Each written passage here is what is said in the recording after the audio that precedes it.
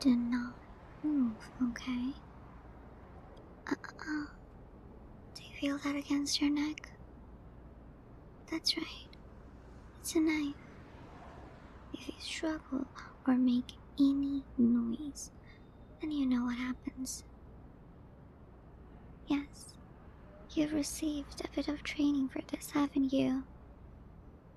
Everyone born into a noble family needs to know what to do when facing an assassin.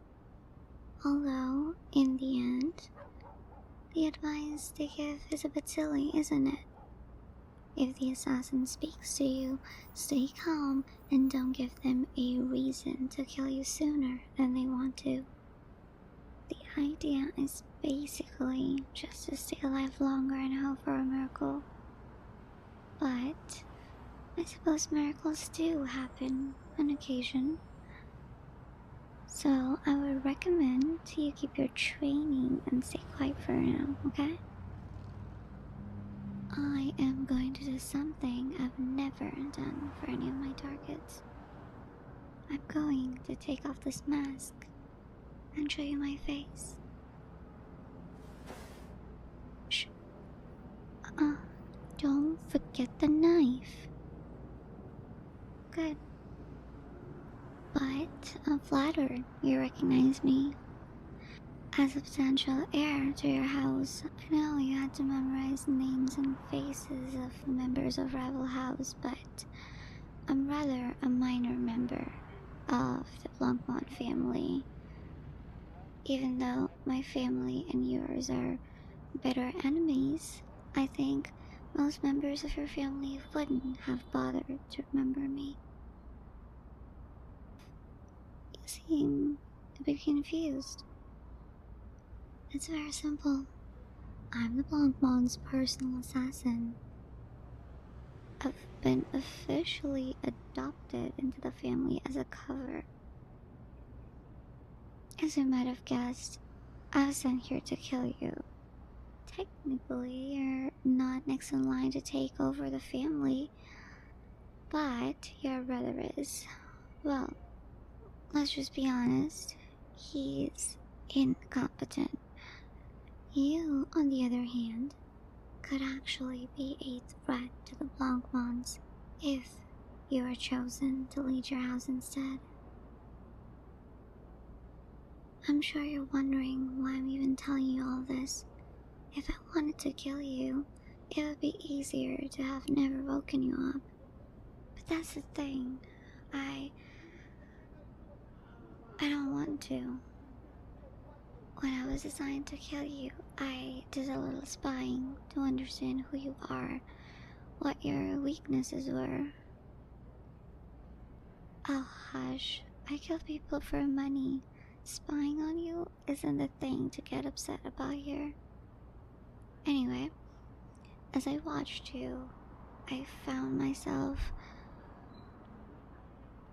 infatuated. Well, for starters, you're not bad to look at. You have a sort of effortless, subtle beauty about you. Perhaps it takes an assassin to appreciate it, pleasing to the eye, but without drawing undue attention. And then there's your wisdom, the very reason I was ordered to take your life in the first place. You're practical, you're willing to set aside the unnecessary things that others cling to. The fact that you've alone been arguing in favor of making peace with the Blancmonts in order to end our counterproductive feud. You don't care about revenge. You just want to move on. It's a shame that the Blancmonts think that you're lying through your teeth to trick them. But I know you really mean it. Well, I put on a bit of show when you woke up to keep you quiet, but the truth is, I don't think I can bring myself to hurt you. I was given your contract quite a while ago, to be honest. I've been spending a lot of time thinking about what I wanted to do, and I finally settled on something. I'm given a bit of leeway in my job. As long as I serve the Blancmans' interests, they don't care too much how I do things. So, this is what I think we could do. I bring you back with me, and you become a Blancmand. It's so perfect, you see? You're not a threat to them. In fact, you can be an asset. You won't have to die, and well, we can be together.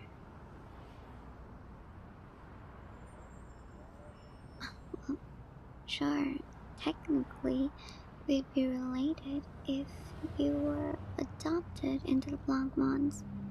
But you know how common that sort of thing is among nobles. At least in this case, it wouldn't be a blood relation. So, what do you think? It's not a bad deal, right?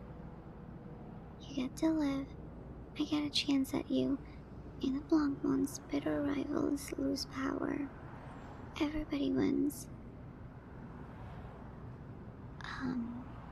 Except for your family.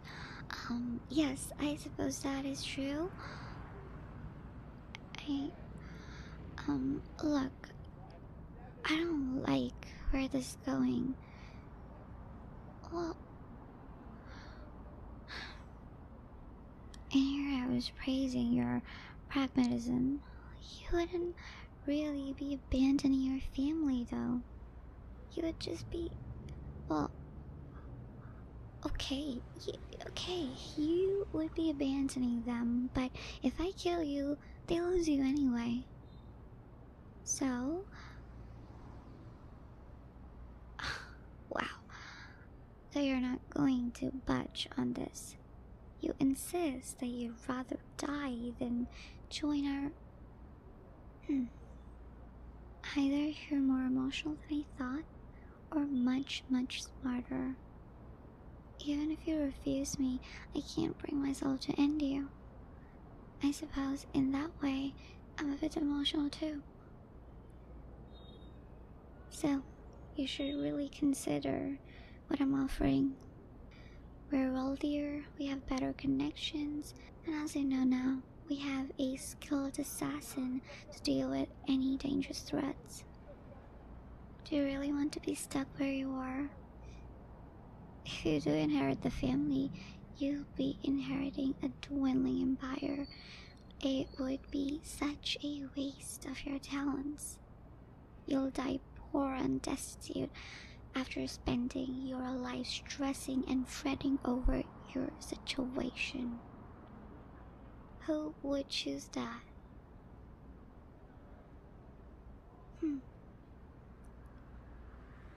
Wow, you're really unbelievable. Well, aren't you clever? Yes, just like I said, miracles do happen, but you already got your miracle. And it was that you're not dying tonight. Expecting more is delusional.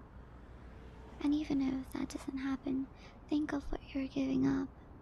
If you have any chance of getting your house out of the hole it's dug for itself, it will be through a political marriage, a forced one. But that's just it. I'm not blackmailing you into marrying me. All I want is a chance to convince you to choose me. In the Blancmand house, you won't have to bear the responsibility of leading, so it doesn't matter who you marry. You can choose whoever you like. And, I'm not a bad option.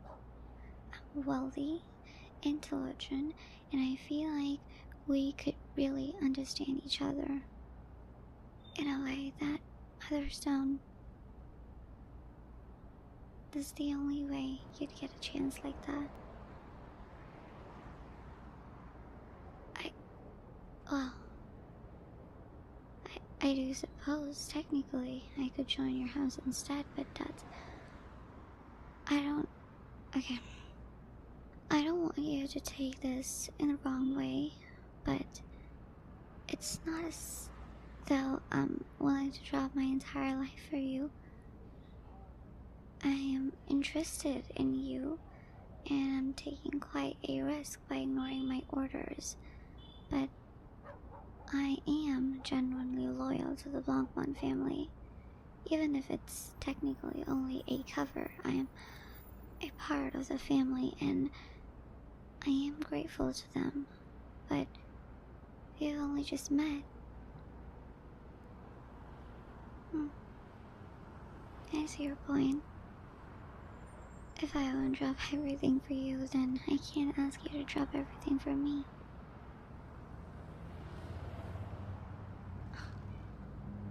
I enjoyed observing your shrewdness from a distance, but it's a bit frustrating now that you've turned it on me.